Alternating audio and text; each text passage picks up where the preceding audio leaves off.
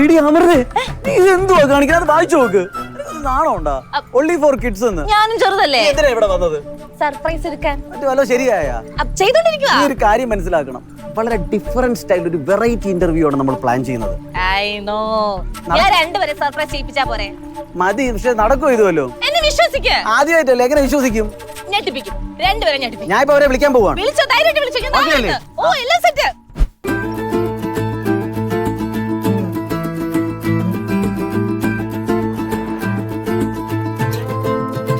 അടിപൊളി, കീഴിലെ അറേഞ്ച്മെന്റ് ആണല്ലേ അവരുടെ കുട്ടി. എന്നെ കുറിച്ച് എന്താ വിചാരിച്ചു? അടിപൊളി. ഇപ്പോഴാണ് ആ വിചാരമൊക്കെ കറക്റ്റ് ആയത് അല്ലേ? ഗ്രാൻഡ് ആയിട്ടുണ്ട്. ഇപ്പോഴാണ് കാണുമ്പോൾ നമുക്കൊരു ഹാപ്പി ഓണമാണ് നമുക്ക്. അതാണ് ആദ്യം നമുക്കൊരു ഹാപ്പി ഓണം പറഞ്ഞിട്ട് തുടങ്ങിയാലോ? എല്ലാ പ്രിയപ്പെട്ട പ്രേക്ഷകർക്കും എന്റെയും അമൃതക്കുട്ടിയുടെയും അതുപോലെ സൂര്യ ടിവിയുടെയും വക ഹൃദയം നിറഞ്ഞ ഹാപ്പി ഓണം. നമ്മുടെ ഇന്നത്തെ ഓണം കളർഫുൾ ആക്കാനായിട്ട് ഈ ഹാപ്പി ഓണം നമ്മൾ ഇവർക്ക് വേണ്ടി പ്രസന്റ് ചെയ്യാണ് അല്ലേ? So this is happy Onam co-powered by Swarnamukhi gold and diamonds.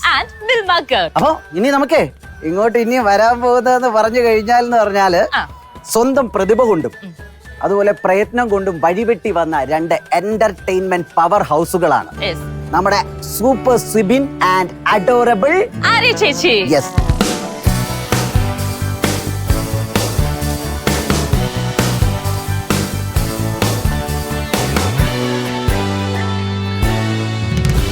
എന്റെ അമൃതക്കുട്ടി ഇത്രയും മെനക്കെട്ടെ ഒരു ലവ് സോൺ ഒക്കെ സെറ്റപ്പ് ചെയ്ത് വെച്ചിട്ട് നീ ഒന്നും കണ്ടില്ലേ? ലവ് സോൺ ആയിരുന്നോ? ഞാൻ ഓർത്തത് ഇവിടെ തന്നെ സെറ്റപ്പ് ആയിരിക്കും. നിങ്ങൾക്ക് വേണ്ടി സ്പെഷ്യൽ ആയിട്ട് ഞാൻ ഉണ്ടാക്കിയതാ. എന്നാ കൊള്ളാം, പറഞ്ഞപ്പോ മനസ്സിലായി. സാധാരണ നീ ഇങ്ങനെ കാര്യത്തിനൊന്നും പൈസ മുടക്കാറില്ലല്ലോ. ഞാനെല്ലാം മുടക്കുന്നത്. പക്ഷേ നിങ്ങൾക്ക് വേണ്ടി നമ്മൾ കുറെ കാര്യങ്ങൾ ഇങ്ങനെ പ്ലാൻ ചെയ്ത് വെച്ചിട്ടുണ്ട്. അല്ല, ഞാൻ പോയി മറ്റേ സർപ്രൈസ് ഒന്നുമില്ല പോയി സദ്യയുടെ പരിപാടിയൊക്കെ നോക്കട്ടെ എന്ന് പറഞ്ഞാൽ ഹാപ്പി ഓണമല്ലേ, അപ്പൊ സദ്യയൊക്കെ കൊടുക്കണ്ടേ? പിന്നെ കാര്യം ആദ്യമേ പോയി നോക്കും. ഞാൻ പോയി നോക്കിയിട്ട് വരട്ടെ. മറ്റേ കാര്യം പറഞ്ഞ പോലെ കവറാക്കാതെ അപ്പക്കുട്ട. നല്ല പെർഫെക്റ്റ് മീറ്ററിലുള്ള അഭിനയം. അളിയാ ഭയങ്കര സന്തോഷം കേട്ടാ. കാര്യം എന്തിനാണ് നിനക്ക് ഇത്ര സന്തോഷം? എന്നെ കണ്ടപ്പോ ഒരു സന്തോഷം, ഒരു ഹാപ്പിനെസ്. നിന്നെ ആരെയെ വെൽക്കം ചെയ്യാ ഇതിലും കളർഫുൾ ആയിട്ട് എനിക്ക് ഡ്രസ് അറിഞ്ഞൂടാ അളിയാ. ഓണത്തിന് വാലന്റൈൻസ് ഡേ ടീമുമായിട്ട് നിൽക്കുന്ന ഒരാളെ ഞാൻ ആദ്യമായിട്ട് ഞങ്ങൾക്ക് വേണ്ടിട്ട് നീ ചെയ്തതല്ലേ? അല്ല, ശരിക്കും എന്റെ മനസ്സിലെ നിറവെന്ന് പറഞ്ഞു കഴിഞ്ഞാലേ ഇത്രയും കറക്റ്റ് മീറ്ററിലുള്ള രണ്ടുപേര് ഒരുമിച്ചു. അതൊരു ഓണനാളിൽ നിങ്ങളെ വെൽക്കം ചെയ്യാൻ പറ്റി. ഇവൻ എന്റെ കൂടെ കുറച്ചാൾ ആങ്കർ ചെയ്തിട്ടുണ്ട്. ആര്യാണെങ്കിൽ ആര്യയുടെ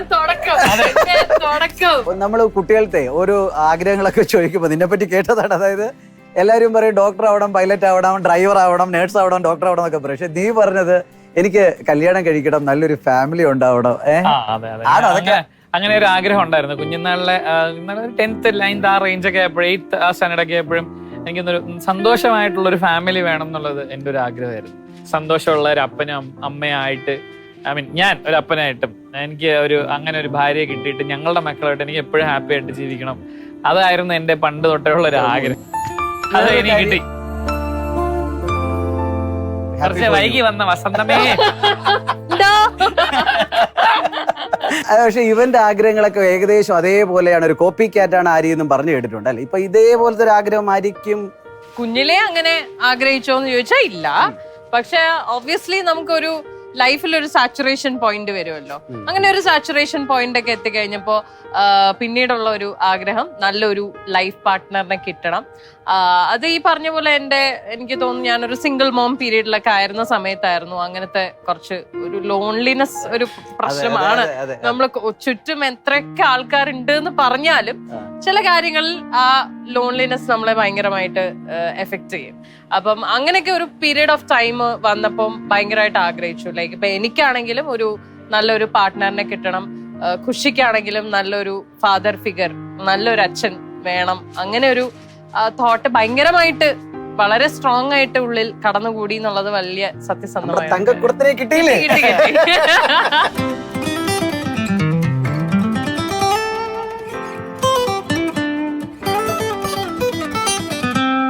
കാര്യം. നിങ്ങൾ ആദ്യം കണ്ടത്, അതായത് ശരിക്കും വളരെ കാഷ്വലി ഇങ്ങനെ നിൽക്കുമ്പോ കണ്ടത്, അത് എപ്പോഴാണ് കറക്റ്റ്? ഓർമ്മ പിന്നെ നല്ല ഓർമ്മയുണ്ട്. അതെ, ഒബ്വിയസ്ലി ആരെയും ഞാൻ TV കണ്ടിട്ടുണ്ട്. TV-യിൽ അല്ല നേരിട്ട്. അതാ നേരിട്ട് കാണുന്നത് SL തിയേറ്ററിൽ വെച്ചിട്ടാണ്. അതൊരു വെറൈറ്റി കണ്ടുമുട്ടലാണ് ഗൈസ്. ഞാൻ എന്റെ മുൻഭാര്യയുമായും ആര്യയുടെ മുൻ ഭർത്താവുമായും വരുന്നു. അത് ആര്യ സിനിമ കഴിഞ്ഞിറങ്ങുന്നു, ഞങ്ങൾ സിനിമയ്ക്ക് പോകുന്നു. അപ്പം ഒരു ബന്ധം എന്ന് പറഞ്ഞു കഴിഞ്ഞാൽ അഭേദ്യമായ ഒരു ബന്ധം. എന്റെ മുൻഭാര്യ ആരെയും ക്ലാസ്മേറ്റ്സ് ഇവര് ഒരുമിച്ച് പഠിച്ചു. അപ്പം ഇവള് പറഞ്ഞ് ഇദ്ദേഹം പറഞ്ഞ് ഞാൻ കേട്ടിട്ടുണ്ട്, ആര്യയെ കുറിച്ചൊക്കെ പറഞ്ഞു കേട്ടിട്ടുണ്ട്. അപ്പം ഞങ്ങൾ സിനിമ കാണാൻ പോകുന്നു, ആര്യ സിനിമ കഴിഞ്ഞ് ഇറങ്ങി വരുന്നു. അന്നാണ് ഞങ്ങൾ ആദ്യമായിട്ട് മീറ്റ് ചെയ്യുന്നത്. രോഹിത് ഡാൻസർ ആയിരുന്നു, ഡാൻസ് ഇൻഡസ്ട്രിയിലുള്ളത് രോഹിത്തിനെ എനിക്കറിയാം. അപ്പൊ ഞങ്ങള് കാഷ്വൽ ആയിട്ട് കൂടി വർത്താനൊക്കെ പറഞ്ഞ് ഹായൊക്കെ പറഞ്ഞു അങ്ങനെ പിരിഞ്ഞു. നിങ്ങൾ അറിയാതെ അങ്ങോട്ടും ഇങ്ങോട്ടും ശ്രദ്ധിച്ചു തുടങ്ങി സിബിൻ അല്ലെങ്കിൽ സിബിൻ അപ്പുറത്തിരുന്ന ആര്യ. ഞാൻ ആ ഒരു കുറച്ചുകൂടെ ഒരു ശ്രദ്ധിച്ചു തുടങ്ങിയപ്പോഴാണ്. ഫ്രണ്ട്സ് ആവുന്നതിന് മുമ്പേ പറയുന്ന പോലെ നമ്മൾ വർക്ക് ചെയ്യാൻ തുടങ്ങിയല്ലോ. വർക്ക് സ്പേസ് ഉണ്ടായിരുന്നു. ഞാൻ സജിന ചേച്ചിയുടെ കൂടെ ആയിരുന്നു വർക്ക് ചെയ്തോണ്ടിരുന്നത്. അപ്പോഴൊക്കെ റിഹേഴ്സലിന് വിളിക്കുന്നതൊക്കെ സാറാണ് വിളിച്ചിട്ട് ഇന്ന ടൈമില് ഇവിടെയാണ് റിഹേഴ്സൽ എത്തണം ഇതൊക്കെ പറഞ്ഞോണ്ട് ഞാനാണ്. അങ്ങനത്തെ കാര്യങ്ങളെല്ലാം ഇദ്ദേഹമായിരുന്നല്ലോ. അപ്പൊ അങ്ങനത്തെ ഒരു വർക്ക് കമ്മ്യൂണിക്കേഷൻ ആണ് ഇനിഷ്യലി ഞങ്ങൾ തമ്മിൽ ഉണ്ടായിരുന്നത്. അല്ലെ ഒരു ബെസ്റ്റി ആയിട്ടൊക്കെ ഫീൽ അല്ലെങ്കിൽ ഒരു കട്ട ഫ്രണ്ട്ഷിപ്പ് ഒക്കെ എപ്പോഴാണ് തുടങ്ങിയത്? അത് നമ്മുടെ ഷോ തുടങ്ങിയ സമയത്താണ്. ഞങ്ങൾ ഒരുമിച്ചൊരു ഷോ ചെയ്തു. DJ ആയിട്ട് ആര്യ ആങ്കർ. ആക്ച്വലി ഞാൻ ആ ഷോയിൽ വരാൻ കാരണം ആര്യാണ്. ഞാൻ DJ ചെയ്യുന്നത് അറിഞ്ഞിട്ട് അങ്ങനെ ഒരു ഓപ്പർച്യൂണിറ്റി അവിടെ ഉണ്ടെന്ന് പറഞ്ഞപ്പോ എന്റെ പേര് സജസ്റ്റ് ചെയ്യുന്നു.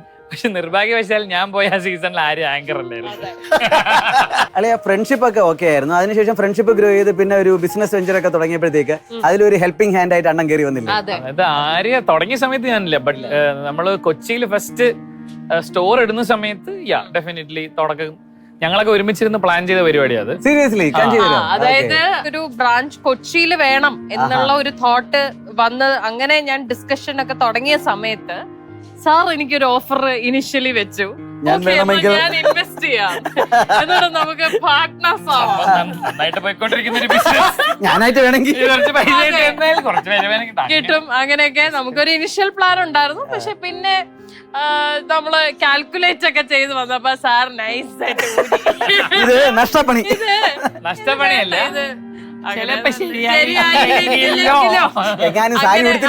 ഞാൻ പക്ഷെ ഉണ്ട്, ഞാൻ കൂടെ നിക്കാം.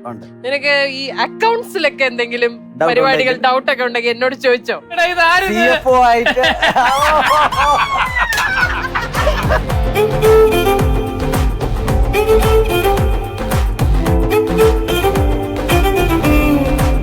ഈ സർപ്രൈസ് എങ്ങനെയുണ്ട്?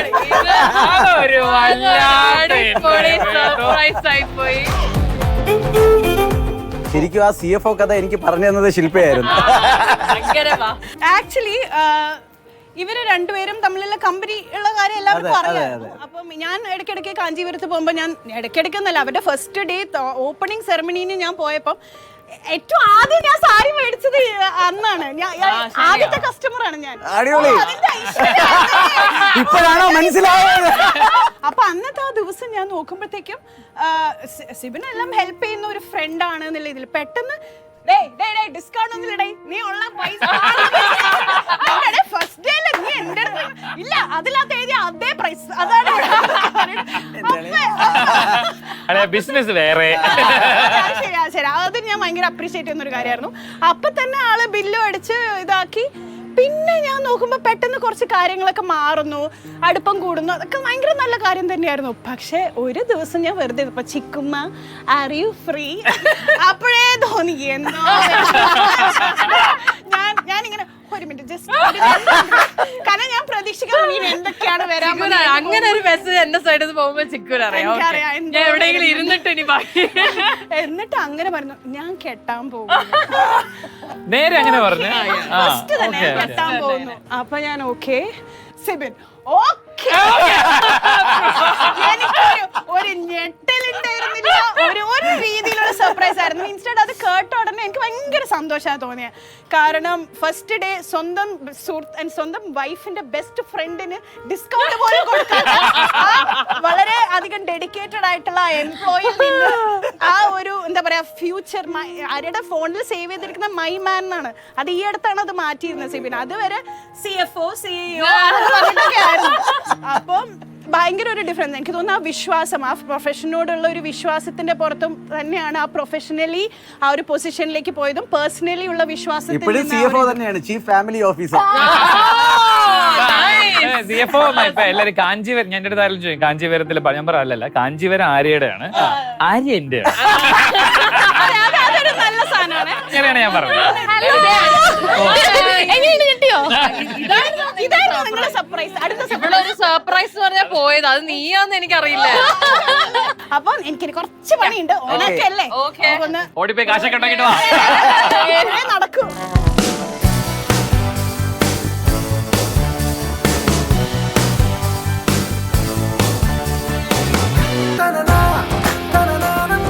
വേഗം വാ ആരി ചേച്ചി. ഈ പൊരി വെയിലത്തൂടെ നടത്തിക്കണാണോ നിന്റെ സർപ്രൈസ്?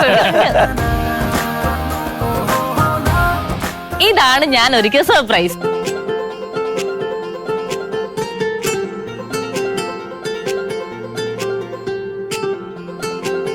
കൊള്ളാലോ, നല്ല പരിപാടിയാണല്ലോ. കേറി കണ്ട് കേറി കണ്ട്. Do you remember this? Oh yes, I remember this.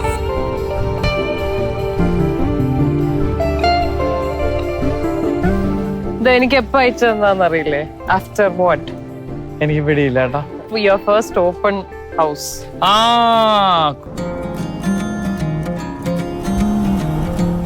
ഇതാണ്. ഇത് നമ്മൾ ഇതുവരെ പുറത്ത് വിടാത്ത ഫോട്ടോസ് ആണല്ലോ. എങ്ങനെയുണ്ട് എന്റെ ചേച്ചിക്ക് അളിന് ഞാനൊന്ന് സർപ്രൈസ്? അടിപൊളി സർപ്രൈസ്. നിനക്ക് ഇത്രയും ക്രിയേറ്റീവ് സെൻസ് ഉണ്ടെന്ന്. അല്ലെ ആര്യ, ഇതിൽ നിങ്ങൾക്ക് ഏറ്റവും ഇഷ്ടപ്പെട്ടിട്ടുള്ള അല്ലെങ്കിൽ ഏറ്റവും മെമ്മറബിൾ ആയിട്ട് തോന്നുന്ന ഒരു 4-5 അല്ലെങ്കിൽ കൂടുതലാണെങ്കിലും ഒന്ന് എടുത്തിട്ട് വരാമോ? ആക്ച്വലി ആളി ഇതെല്ലാം മെമ്മറീസ് ആണ്, പക്ഷെ കഥ ഉള്ളത് ഒരു 4 എടുത്തോ. അതെ, ഞാൻ ബേബി യു ഓൾസോ.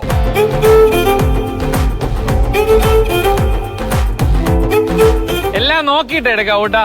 ഞാൻ നോക്കിട്ട് പിന്നെ ആദ്യം കാണുന്ന 4 എടുത്തോണ്ടെന്നാ ഇടിക്കും. അങ്ങനെയല്ല, ഞാൻ നോക്കിട്ട് ഞങ്ങൾക്ക് നല്ല സ്പെഷ്യൽ ആയിട്ടുള്ള കഥ കേട്ടോ കേക്കണ്ടേ.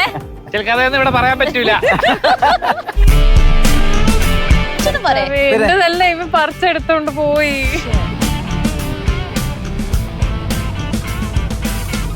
തുടങ്ങിക്കോ. ഓക്കെ, ഞാനെന്നാ 2 ഫോട്ടോയിൽ ഒരുമിച്ചുള്ള കഥ പറയാം. അപ്പൊ ഇത് ഞങ്ങളൊരു ആര്യക്ക് സർപ്രൈസ് കൊടുത്താണ്. അതായത് ഒരു പ്രാങ്ക് സെറ്റ് ചെയ്തു ഞാൻ. ശരി. അതായത് ഞങ്ങളുടെ ഒരു ഫ്രണ്ടിന് വണ്ടി ഇടിച്ചു എന്ന് പറഞ്ഞ് ആക്സിഡന്റ് പറ്റി, അവിടെ പ്രശ്നമായി പിടിച്ചു വെച്ചു. അങ്ങനെ ആര്യനെ അവിടെ വിളിച്ചു വരുത്തി ഞാൻ കുറച്ച് ഗുണ്ടകളെയൊക്കെ സെറ്റ് ചെയ്ത് ഇടിക്കാൻ പോകുന്നു. എറണാകുളത്ത് വെച്ചാൽ നമ്മുടെ ഒരു അവിടെ ഒരു ഏരിയയിൽ വെച്ച് ഇടിച്ചെന്നൊക്കെ പറഞ്ഞ ആര്യ രാത്രി ഉറങ്ങിക്കിടന്ന് ആര്യ വിളിച്ചു വരുത്തി. ആര്യ പറന്നു വരുന്ന ടെൻഷൻ, കരച്ചില്ല. എന്നിട്ട് ഇതിനിടയ്ക്ക് ഇവൾ എന്നെ വിളിച്ചു, ഞാൻ പക്ഷെ വിളിച്ചിരിക്കുകയാണല്ലോ. എന്നെ വിളിച്ചിട്ട് അളിയാ അവിടെ ഒരു സീനുണ്ട് നിന്റെ ഏരിയയിലാണ്. ഞാൻ പറഞ്ഞു അവിടെ ഭയങ്കര ഡാർക്കാണ് കേട്ടോ, അവിടെ ഹാൻഡിൽ ചെയ്യാനൊക്കെ പാടായിരിക്കും. അവള് പറഞ്ഞു, ഞാൻ പറഞ്ഞു നീ അവിടെ പോയി എന്ത് ചെയ്താലും എന്നെ വിളിക്കണം. ഞാൻ സമയം ഇപ്പുറത്ത് ഒളിച്ചിട്ടുണ്ട്. അവിടെ എത്തിയിട്ട് എന്നെ വിളിക്കുകയാണ്, ഞാൻ എടുത്തില്ല. അല്ല, ഇതിന്റെ വേറൊരു സൈഡ് എന്താ പറയുക, അതായത് ഇവന്റെ ഫ്രണ്ട്സ് ഉണ്ട് അവിടെ കുറെ. അപ്പൊ ആ പിള്ളേരാണ് ഇതില് ഫുള്ള് അഭിനയിച്ചിരിക്കുന്നത്. അവരുടെ അഭിനയം, അതായത് എന്നെ എന്റെ ഫ്രണ്ട് വിളിക്കുവാണെങ്കിൽ വണ്ടി തട്ടി എന്നൊക്കെ പറഞ്ഞ് വിളിച്ച് സംസാരിക്കുമ്പോ പുറകിൽ ഇവന്മാര് ഏതാ ഇവൻ പിടിച്ചു വെക്കണം. അപ്പൊ എനിക്കൊക്കെ ടെൻഷൻ, ഈശ്വര ഇതെന്തോന്നായി. അപ്പൊ ആ ഇവരുടെ ബാക്ക്ഗ്രൗണ്ടിലെ ഈ വഴക്ക് കേട്ടിട്ടാണ് ഞാൻ എടുത്തെടുത്തു, ഞാൻ വണ്ടി വിളിക്കുന്നു, പ്ലാനിങ് ആണ്. എന്നിട്ട് ആര്യ അവിടെ വരുന്നു. അപ്പൊ പറഞ്ഞു നോക്കി ഇടിച്ച ആളുടെ വീട് ഇവിടെ അടുത്താണ്, പുള്ളി എടുത്ത് പോയി കാല് പിടിച്ച് മാപ്പ് പറഞ്ഞ വിടാം. രാത്രി ഒരു 12 മണിയൊക്കെ കഴിഞ്ഞ് 2 മണിയൊക്കെ ആയി. ആര്യ വന്ന് മാപ്പ് പറയണം, അതാണ് ഡീല്. അങ്ങനെ ആര്യ മാപ്പ് പറയാൻ വരികയാണ് ഒരു 3-4 സെക്കൻഡ്. ശരി, ഞാൻ മാപ്പ് പറയാം. ലാസ്റ്റ് അവര് ഫോണിൽ എന്റെ കൈ ഞാൻ സംസാരിച്ചപ്പോ ആ പിള്ളേർ, ഞാൻ ആ സ്ഥലത്തെത്തിയപ്പോ ഒരു 4-5 പിള്ളേരിങ്ങനെ നിക്കുക. അതില് എന്റെ അസിസ്റ്റന്റ് പെൺകുട്ടി ഉണ്ടായിരുന്നു. അപ്പൊ എനിക്ക് ഈ പെങ്കൊച്ചുള്ളതാണ് എന്റെ ടെൻഷൻ. അപ്പൊ ഞാൻ ചെന്നപ്പോ ഇത്രയും പിള്ളേരുടെ കൂടെ, ആൻഡ് ഈ പെങ്കൊച്ചിന്റെ അടുത്താണ് ഇവര് വഴക്കിട്ടോണ്ടിരിക്കുന്നത്. ഇവളാണെങ്കിൽ ഭയങ്കര ശുണ്ടിക്കാരി. ഇവള് തിരിച്ചു കയറുന്ന, ഇവര് അടിക്കാൻ പോകുന്നു.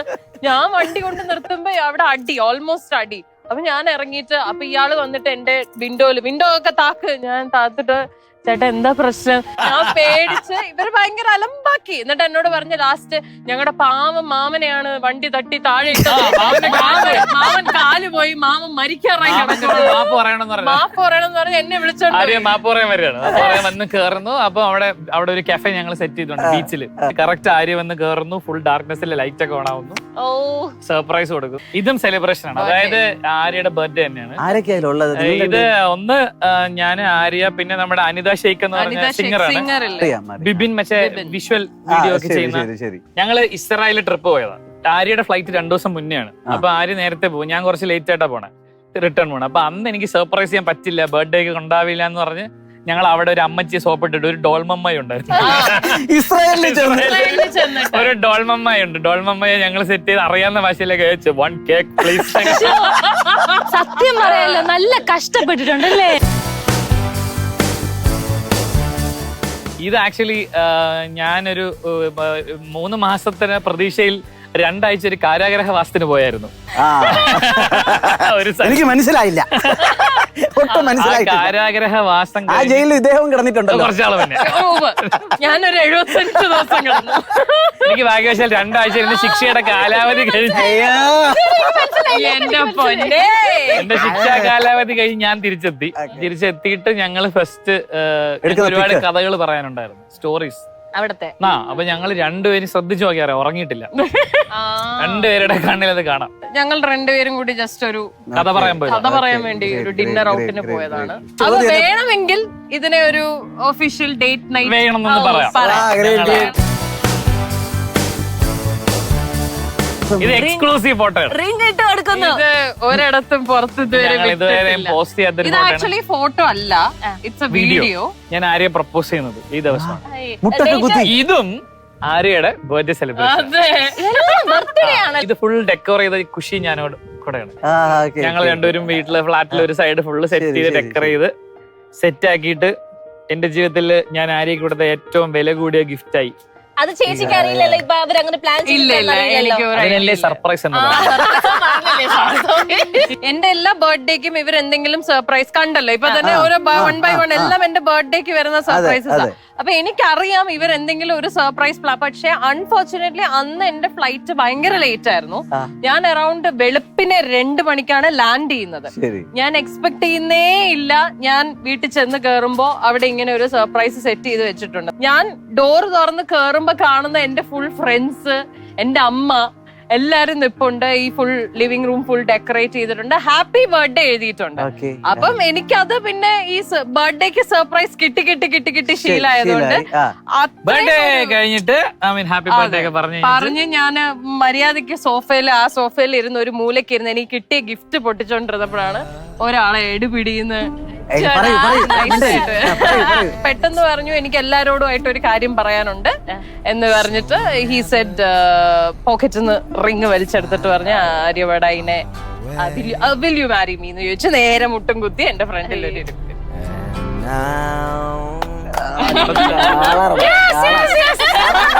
അവിടുന്ന് പ്രോംപ്റ്റിംഗ് ഉണ്ടായിരുന്നു. ഖുഷി അവിടെ പറയുന്നതിനേക്കാളും മുന്നേ യെസ് പറഞ്ഞത് ഖുഷിയാണ്. അപ്പം ഈ ഒരു ഹാപ്പി ബർത്ത്ഡേ ആ സമയത്ത് അമ്മയൊക്കെ കൂടെ ഉണ്ടായിരുന്നില്ല? അമ്മയുടെ നീ നേരത്തെ പറഞ്ഞിട്ടുണ്ടായിരുന്നു. ഞാൻ പറഞ്ഞു, അമ്മയുടെ ഞാനാ പറഞ്ഞു പ്രപ്പോസ് ചെയ്യാൻ പോവാന്ന് പറഞ്ഞു. അത് ഭയങ്കര കോമഡി. ഞാൻ ഭയങ്കര കാഷ്വൽ ആയിട്ടാ പറഞ്ഞു. പുള്ളിക്കാരത്തി എന്തോ മലക്കറി അറിയോ എന്തോ ആയിരുന്നു ഡൈനിങ് ടേബിളിലിരുന്നു. അപ്പൊ ഞാനൊരു ബീം ബാഗ് എടുത്തിരുന്നു. അല്ല, ഒരു കാര്യം പറയുന്നുണ്ട്, അവിടെ ഞാൻ നിങ്ങളുടെ മോളെ കെട്ടാൻ പോകണം കേട്ടോ. അപ്പൊ വിരള് മുറിഞ്ഞ് ഇങ്ങനെ ഇരുന്നടാ. എന്നിട്ട് കുറച്ച് ചുമ്മാ തോന്നിയതായിരിക്കും. വീണ്ടും പുള്ളിക്കാരത്തി മറ്റേ വെണ്ടൊക്കെ എടുത്ത് കട്ട് ചെയ്തിട്ട് പറഞ്ഞു കേട്ടില്ലേ, ഓ കളയട്ട്. One more. ഞാനും ഖുഷിയാണ്. ഇത് എന്റെയും ഖുഷിയുടെയും ഫസ്റ്റ് എന്താ പറയാ സോളോ ട്രിപ്പ് എന്നാണ് ഞാൻ പറഞ്ഞത്. ബാംഗ്ലൂരിൽ നിന്ന് ഞാൻ പോയി ഖുഷിയെ വിളിച്ചിട്ട്, അല്ലല്ല ഫ്ലൈറ്റില് ഞങ്ങൾ ഒരുമിച്ച് ഞങ്ങളുടെ ഫസ്റ്റ് ഹാങ് ഔട്ട്. ഞാൻ എടുത്തത് റയാനും സിബിനും കൂടിയുള്ള ഫോട്ടോ. ഇത് ലാസ്റ്റ് ആയിട്ട് സിബിൻ റയാനെ കുറെ വർഷങ്ങൾക്ക് ശേഷം, അതായത് കുറെ വർഷങ്ങൾക്ക് ശേഷം കാത്തിരുന്ന് ഫൈനലി റയാനെ മീറ്റ് ചെയ്യാൻ സിബിന് കിട്ടിയ ചാൻസ്. അപ്പൊ അന്ന് അവിടെ നിന്ന് മീറ്റ് ചെയ്തപ്പോ തന്നെ സെൽഫി എടുത്ത് എനിക്ക് അയച്ചു തന്ന ആ ഫോട്ടോ ആണ്. So this photo is very special. സിബിന്റെ ഫേസിലുണ്ട്, ചിരിയിലുണ്ടെല്ലാം. ഇത് കഴിഞ്ഞു, ഇനി അടുത്ത ഒരു സർപ്രൈസ് ഇല്ല. നിങ്ങൾ ഇങ്ങനെ ഞാൻ ഞെട്ടിച്ചുകൊണ്ടിരിക്കും.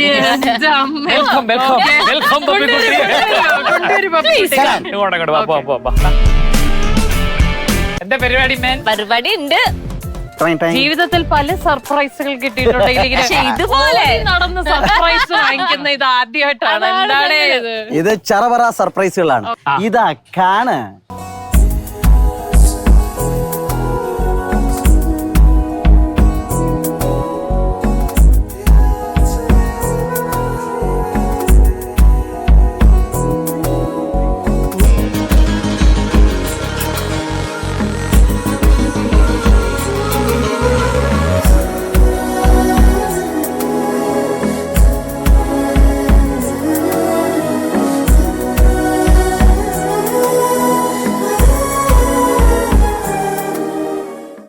രണ്ടുപേരും നന്നായിട്ട് ചിരിച്ചിട്ടുണ്ടേ.